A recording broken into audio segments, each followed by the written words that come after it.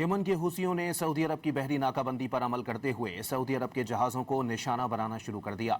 बहरे अहमर में सऊदी अरब के 2 ऑयल टैंकर्स को निशाना बनाया गया। सऊदी हुकाम ने भी हमलों की तस्दीक कर दी। यमन की अंसारुल्लाह ने कहा है कि जब तक यमन पर आयद पाबंदियां बरकरार हैं, जवाबी इकदामात करते रहेंगे। यमन के हुसियों ने सऊदी अरब की बहरी नाकाबंदी पर अमल करते हुए सऊदी अरब के जहाज़ों को निशाना बनाना शुरू कर दिया। बहरे अहमर में सऊदी अरब के 2 ऑयल टैंकर्स को निशाना बनाया गया। सऊदी हुकाम ने भी हमलों की तस्दीक कर दी।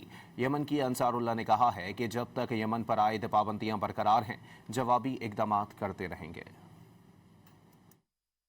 यमन के हुसियों ने सऊदी अरब की बहरी नाकाबंदी पर अमल करते हुए सऊदी अरब के जहाज़ों को निशाना बनाना शुरू कर दिया। बहरे अहमर में सऊदी अरब के 2 ऑयल टैंकर्स को निशाना बनाया गया। सऊदी हुकाम ने भी हमलों की तस्दीक कर दी। यमन की अंसारुल्लाह ने कहा है कि जब तक यमन पर आयद पाबंदियां बरकरार हैं, जवाबी इकदामात करते रहेंगे।